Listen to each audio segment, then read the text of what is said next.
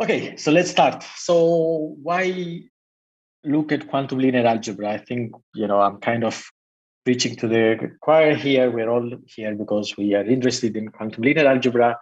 But somehow I wanted to give you a couple of comments on my side, a couple of remarks like why do I care about quantum linear algebra? Well, first of all, is because we do know that somehow if we had the computers, the quantum computers that we would all wish we had, like big ones, fault tolerant, and all of these things, then we can probably offer some advantages, right? And I guess the main procedure here that I want to focus, because I will be using it a little bit later on, is phase estimation. So we kind of all know what is phase estimation, and it's one of the few things that can actually give us exponential separations between classical and quantum computing. And the second is that we can also get, some sort of speed ups. Sometimes they're polynomial, sometimes they used to be exponential but became polynomial, sometimes they can still be exponential. When it comes to machine learning applications, we kind of use linear algebra at the core, right? So machine learning, what I used to say is that machine learning is a fancy name for a lot of linear algebra. So if we can do quantum linear algebra fast, then this obviously has applications in machine learning, and we will be discussing a few of them as we go on. Okay, so another reason is that because we have some extremely interesting theoretical results in quantum linear algebra, and I think these results have applications and implications beyond linear algebra, right? Like all these notions and these frameworks of block encodings, of figuring out how to do singular value estimation, singular value transformation, these techniques about qubitization and linear combination of unitaries, things that are very closely related also to Hamiltonian simulation, also came out from all this work on quantum linear algebra, and I think they're very, very interesting results. And also we have all these quantum-inspired algorithms. I will discuss them a bit in later on, and I'm sure there will be many talks about this quantum-inspired, or as people want to call them, dequantized quantum algorithms.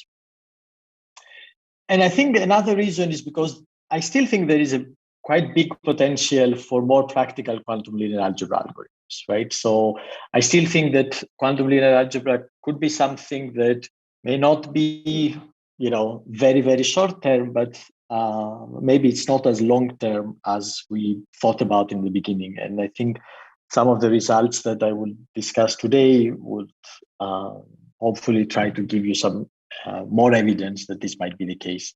So the idea is that we have very shallow quantum circuits to do some very powerful kind of computations.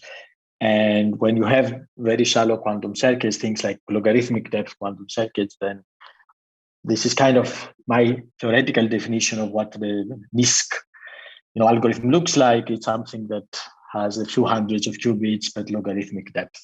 Okay, so maybe this is not everyone's definition of a NISQ algorithm, but I still think that is something that we might be able to do sooner than later.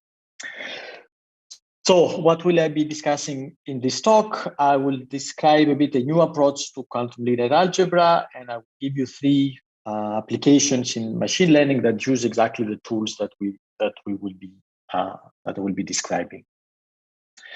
So before that, let me go back to some basics about quantum linear algebra. This is just so that the discussion later on will be a bit simpler.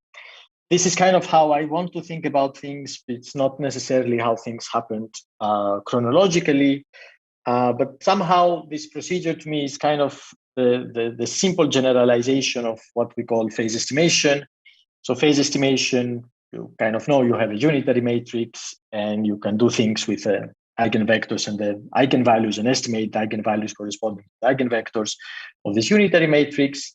And what the singular value estimation does is basically extend these results to non-unitary matrices, right? So what does it say? That it says that if you have a matrix that might not be a unitary, but you can embed it into a unitary in some way, then you can still perform this phase estimation on this new unitary in a way where the eigenvectors and eigenvalues are related to the singular vectors and singular values of your original matrix A. So you can basically do the same thing that you were doing for unitary matrices, also for non-unitary matrices, right? And then this was improved when it comes to the error of the procedure, and in this very nice, very important result on the singular value transformation, where here we are not the difference is that we are not writing the eigenvalues or the singular values in a quantum register. We're just putting this information in the phase in front of the eigenvectors. And not only can we put the eigenvalue itself, we can put any, basically not any, but many different functions of the eigenvalues, right? And this is interesting because, this is, once I give you this procedure, it's pretty simple to see how to do things like solving linear systems or doing matrix multiplication. You can take this function of the eigenvalue to be the eigenvalue or the inverse of the eigenvalue. And this is kind of what you need to do a lot of, linear algebraic procedures. It also allows you to do something, actually not the second, but the first one, the singular value estimation. It allows you to do something else, which is very interesting. Here, what we want to say is that we want to kind of do a projection, let's say, on the top eigenspace of a matrix. And for that, if we know the eigenvalues, then we can easily do something like a threshold function where we say, okay, if the eigenvalue is big, just flag it with a 1. If the eigenvalues are small, just flag it with a 0. And then you keep the one part of the state. And this is actually the projection of some vector into this top eigenspace. And this is kind of what we use to do the recommendation systems. So this is a paper that goes back in 2017, was kind of an idea of having an end-to-end machine learning application. And it's kind of easy to see how to solve it once you kind of reduce this recommendation system problem into a matrix problem. You have a matrix of users and products. You have an assumption that this matrix has a good low rank approximation, meaning that even if you have billions of users and billions of products, you can assume that the different types of users are a few hundreds, right? So, or at least 99% of the users fall into some smaller number of categories, and we are not all million users very unique between us, right? And the idea is that you have some information about this matrix, whether some user likes some products or don't like some products. And the question is, how can I fill in this matrix, right? Because there are many products that I don't know if the user likes them or not. And more importantly, I don't necessarily need to fill the entire matrix. What I need to find is a product that will have a high valuation, high value for a specific user that comes into the system. And if you do the math and you see what the problem behind this problem is, then you basically need to do, as I told you, this projection on the top eigenspace of this matrix. And for that, we can use the singular value estimation, procedure that I showed you the results before. And with that, we can have a quantum algorithm to give recommendation systems in a time which is basically linear on the number of types of users. This is kind of the rank of the matrix, and logarithmic on the number of users and products, which could be these very big numbers, right? So this was kind of a very interesting result. And one of the reasons that they were very interesting is because, because if we would compare this with the classical algorithms that were running, both theoretical algorithms, but also the algorithms that people actually run in practice, then you would see that they would also depend linearly on the number of products, for example, not logarithmically. And this will give you this very big gap, both theoretical because it was an exponential gap, but also in practice, if you just count it, a very crude thing to just put some numbers in the users, products, and types, which are kind of the residual parameters that we're interested in. And you see that there is a big gap that you can see both in practice, but also theoretically. And then there is all this very interesting line of research, starting by Erwin Tang's work on figuring out how to go back to the classical algorithms and provide also algorithms that will depend logarithmically on the dimensions of the matrix. So the good news is that now these classical algorithms are only polynomially slower than the quantum ones. So we don't have an exponential gap anymore. But the bad news is that the dependence on the rank of the matrix is still a very high polynomial. It used to be much higher. Now it's something like the 8th power. There's some reasons to believe that maybe 8 is the right number, but could go down still. So what happened is that this gap became from exponential polynomial when it comes to theoretical gap. When it comes to the practical gap, if we look at the same type of parameters, these algorithms are actually not very practical, right? And this is what comes out from many discussions as well with classical numerical linear algebra people. People don't use these algorithms in practice because they're still slower than the CUR-based algorithms, for example. So bottom line of this is that many of the gaps that we will see in machine learning, and then this dequantization work did not only stay at the recommendation systems, but then there were many other quantum machine learning algorithms that had to do with this low rank regime that they were dequantized, always with this very big penalty on how the algorithms depend on the rank, which kind of makes them quite slow in practice. And it's still possible that, to me, it's still possible that the quantum algorithms could become a practical solution in the future when we get the better hardware. Okay, so I very briefly, I didn't talk very much about this, but I guess the approach on quantum linear algebra that was even before what we saw was based on the HHL algorithm. Aram is here. This was kind of the beginning of a lot of what we are talking today. And this was in the regime where the matrices that you had are sparse and well conditioned, right? And the HHL algorithm was basically finding a way to invert this matrix or else solve a system of linear equations. You can imagine to use this procedure for other linear algebraic procedures on sparse and well-conditioned matrices.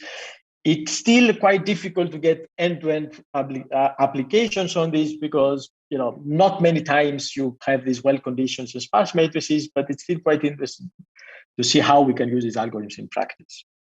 Then we have this more machine learning QML-based approach where now we're looking at dense and low-rank matrices because kind of this is the matrices that appear when you have classical data. It's much more common that you have not very sparse data, but you do have data that has some low-rank approximation. We saw one example was the recommendation system. There are quite a few more. Again, here you have quite a few issues on, for example, how do you load the data from classical to the quantum computer? What do you do with the output, which is a quantum state? So even there, it's not obvious how to find end-to-end applications. And last, we have these quantum-inspired approaches, which are classical approaches that started from, getting some intuition from the quantum case, but they're totally classical approaches. What they show us is very important, that basically most of the gaps or speed ups that we had so far are asymptotically polynomial. They're not exponential anymore, right? But we still need to see if this algorithm would actually, replace the classical algorithms that we use nowadays. It doesn't seem very plausible, but it's still, possible. And, whether in practice, any of these quantum techniques, even though they have not exponential but high polynomial speedups, could actually provide a speedup in practice. Okay. So let me start talking now about some newer things and trying to understand how to move towards some more practical quantum linear algebra, right? And maybe I want to start with some of the things that we have been working in the last couple of years. This is the way I see it, is that this was kind of a first attempt, right? It wasn't the most powerful one, but it started giving us some results, but also some ideas on how to improve on these techniques and how to make them much more powerful, which is the new approach that I am talking about at the end.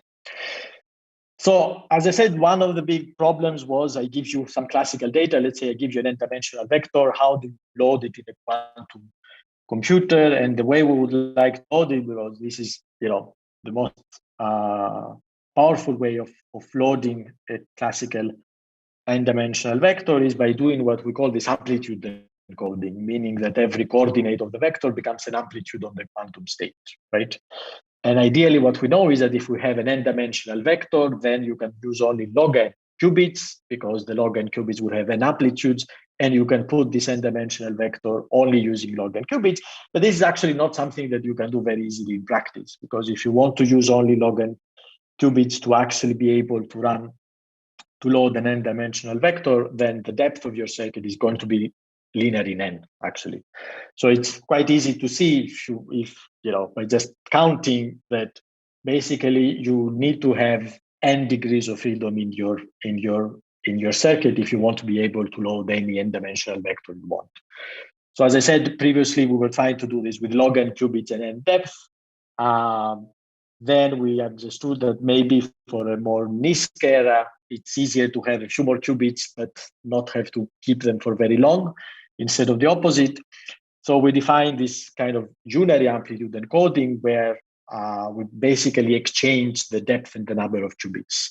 So you can have now n qubits, like one per dimension of your vector, and you can load, let's say, this n-dimensional vector, create the amplitude encoding of this vector in only logarithmic depth in a circuit with a logarithmic depth. Once you need to read the input once, compute in linear time some parameters for the circuit, and then every time you want a copy of this quantum state, then you can do it with this logarithmic depth using these very simple gates that we call RBS gates, which is just a two-dimensional rotation by a theta angle on the 0, 1, 1, 0 subspace of this 2-qubit or 4-dimensional Hilbert space.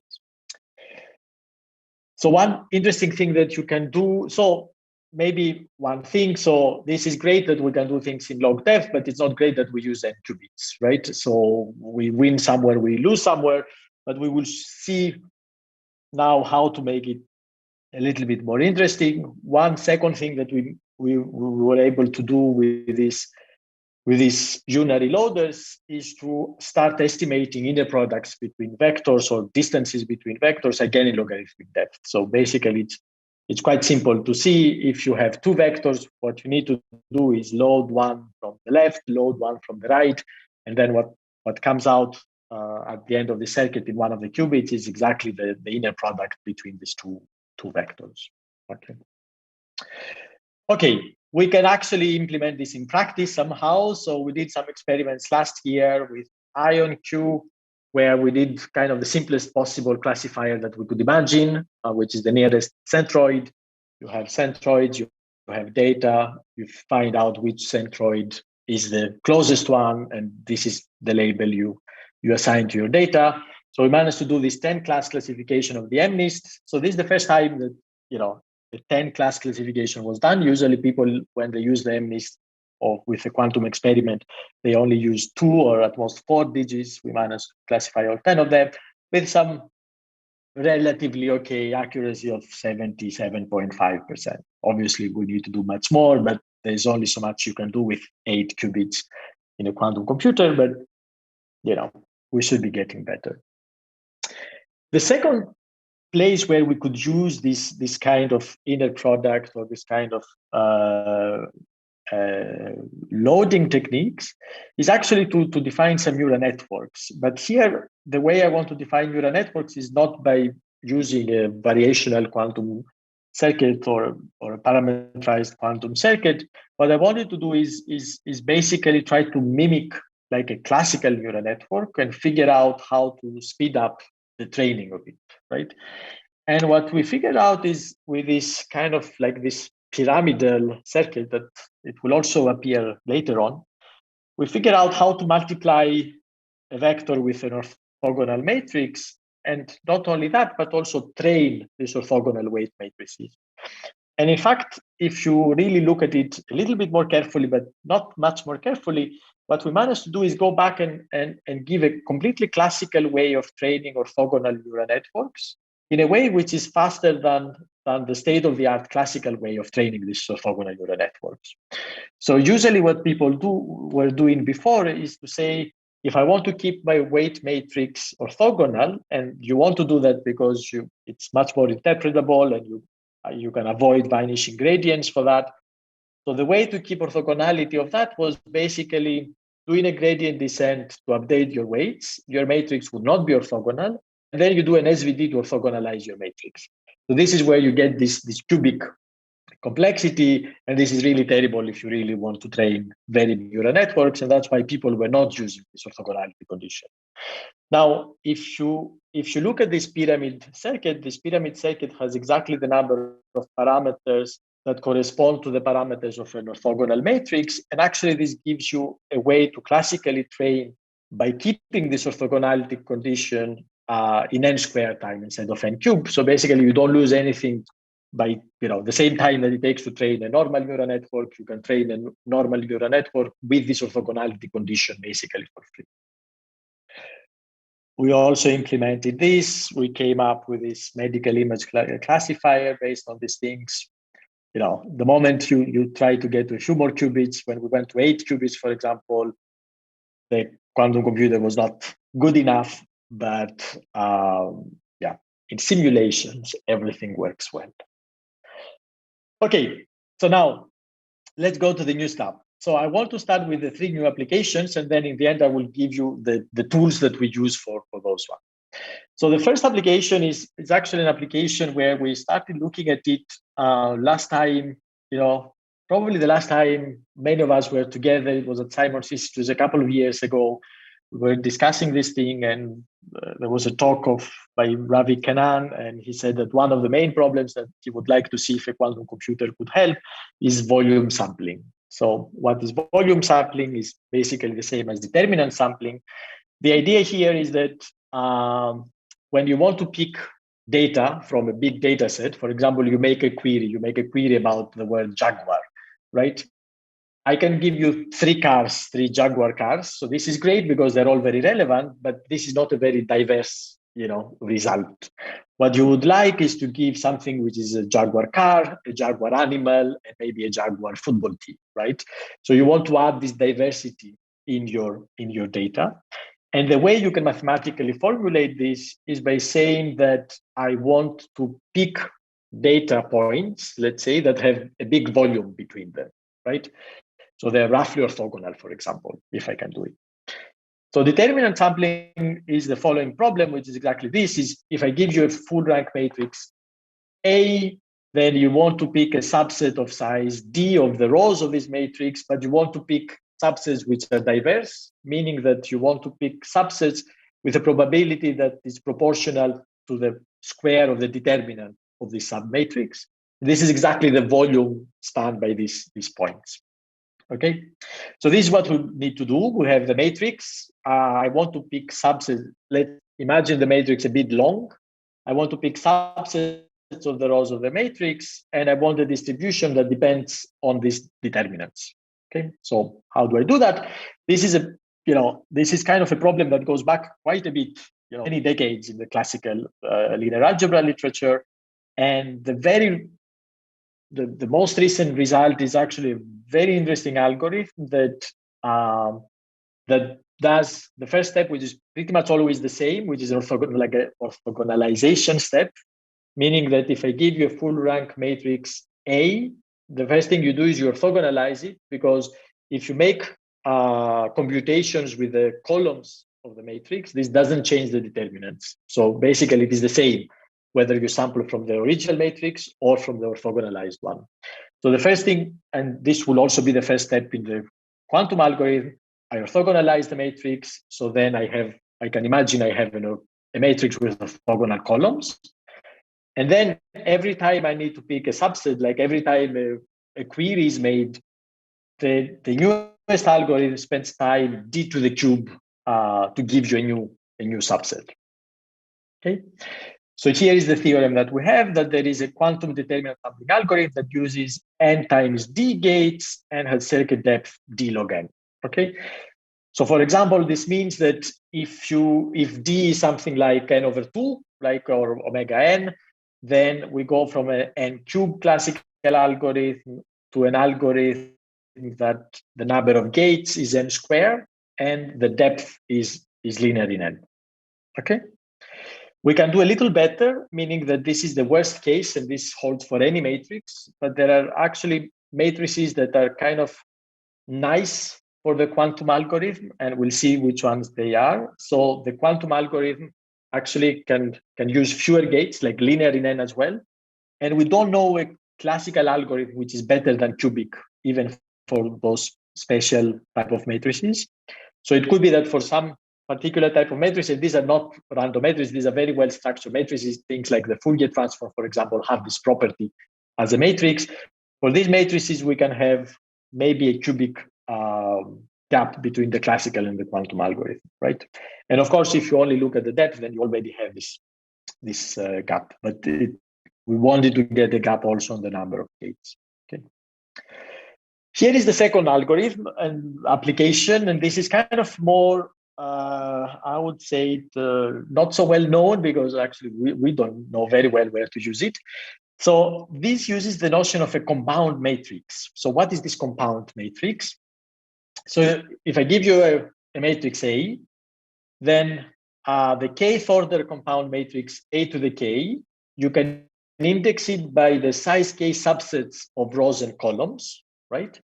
And then the element of the matrix is the determinant of the submatrix.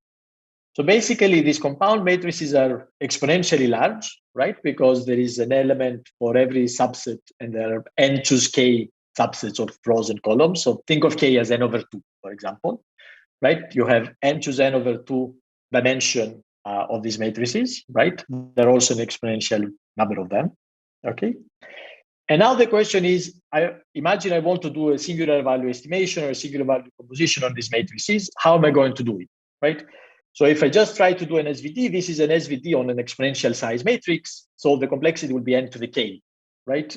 And by taking k, as we said, something like n over 2, you get an n to the n, 2 to the n log n algorithm. So an exponential size matrix, you will have things, when you have to do things with eigenvalues and eigenvectors, you expect it, hopefully, that it is an exponential, right?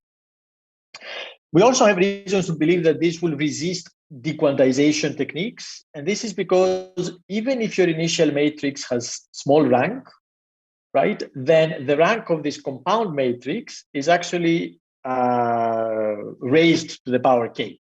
So if your initial matrix has low rank R, the rank of the compound matrix is R to the k as well. So again, this is not a low rank matrix anymore, right?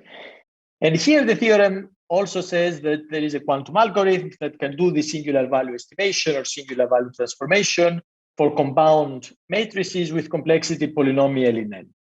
Okay, and of course this N, actually let me be a little bit more precise. If I give you a block encoding of A, sure. Yeah, sorry. I can ask a question about the previous one, this determinant something. Okay. Yeah, so maybe I missed that. In which sense there is a quantum advantage compared to the classical one? In the sense that it takes d cube time to take a sample, right? So yeah. Imagine of d omega n, let's say, so it will be n cubed. So here you have n times d, so it should be n squared. There is no dependence on things like the condition number or anything like that. I think it will be more clear when I give you the tool that we use, and then you will see exactly what is the number of gates and what is the thing. Okay? Sounds great. Yeah. So, thanks. So let's go back to the compound matrices. Basically, the idea is, so here the idea is that you have an n by n matrix, right? And I'm going to be using n qubits, right, to encode this matrix. This is in some sense wasteful because with n qubits, I should be using a 2 to the n Hilbert space, right? But my matrix is only an n by n matrix.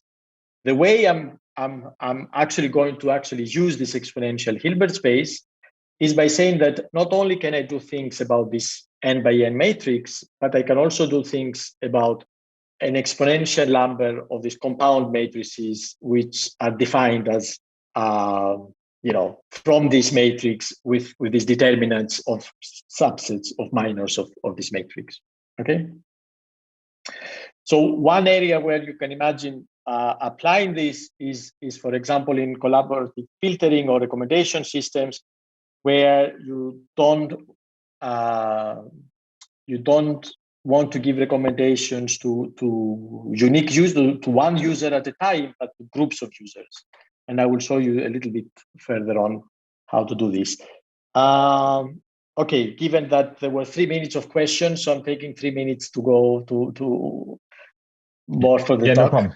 All right. So then the third application is on topological data analysis. So let me actually skip this. I'm sorry for that. So talking about topological data analysis, you can define topological data analysis. There have been quite a few quantum algorithms about this, starting with Lloyd and others in 2016. The latest algorithm uses a quantum circuit of n qubits and depth order n to apply this Dirac operator, which is what you need in order to have this quantum algorithm for topological data analysis. And what we can do is actually exponentially reduce the depth of the circuit, of the embedding of this Dirac operator into a quantum circuit that only has logarithmic depth. Okay, so this is a very precise element of the quantum TDA algorithm.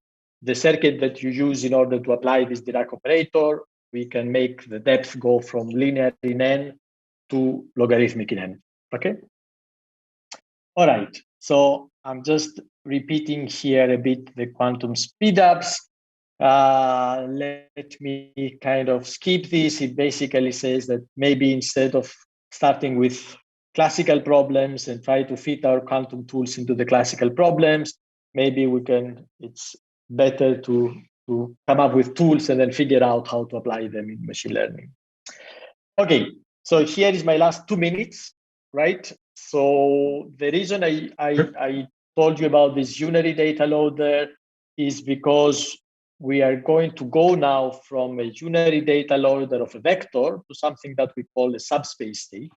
The main idea here is that given that you have n qubits, instead of just loading a single vector with this n qubit in a unary amplitude encoding, you can imagine actually loading full substates of different dimensions and higher dimension than dimension 1 in this n qubits, right? And this is what allows you to do things with these compound matrices or apply this Dirac operator and so forth, okay? So what is a subspace state? I give you a D columns which are orthonormal. I give you a matrix n by d of orthonormal columns. A subspace state is a state that kind of corresponds to the subspace spanned by these d orthogonal vectors. And as a quantum state is a quantum state where in front of every subset of this n rows, you have the determinant of the corresponding rows of the matrix. Okay. The main thing to notice here is that the subspace space is independent of the basis of the subspace, right? If I give you a different space for the same, a different basis for the same subspace, you get the same quantum state. Okay. Now, how do I implement this thing, right? So I use the loader, which was this kind of tree-looking thing. Maybe if I go back, you can see here this tree-like, this binary tree-like circuit. This is exactly what appears here on the right side with some other gates in between, and on the left side, and with an X gate in the middle. So you can define exactly, for any data loader that does only vectors, if you do the circuit data loader X on the first qubit and the adjoint of the data loader, where you slightly change the gates to these gates from what we had before, then this is, we call a Clifford loader. And here are the properties of the Clifford loader. The first thing is that if you apply this circuit that has log n depth d times 1 per orthogonal per column of the matrix, then this gives you exactly the subspace state.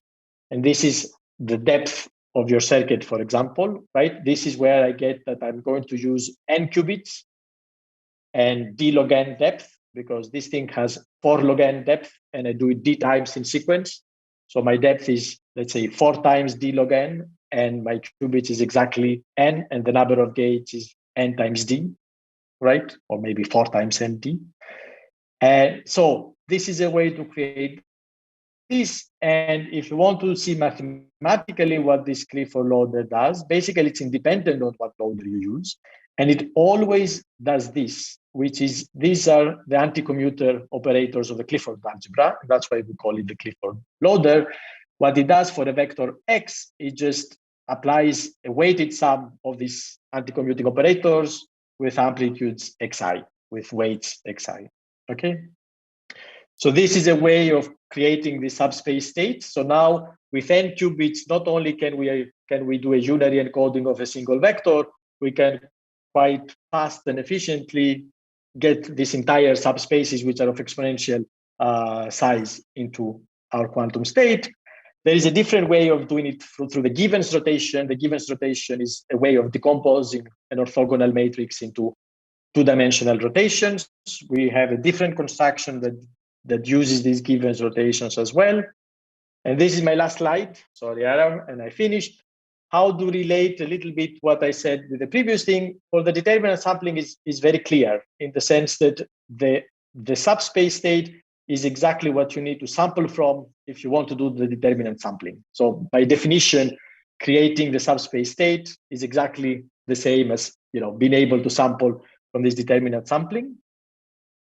For the linear algebra with the compound matrices, there is a very interesting thing to notice, which is that if I have access to the matrix A, meaning if I have a block encoding for A through a unitary U, then basically this also gives you a block encoding for all possible compound matrices of A of all degrees, okay? So that's why if you know how to do linear algebra for the matrix A, you know how to do linear algebra for all these compound matrices and do the singular value estimation or singular value transformation.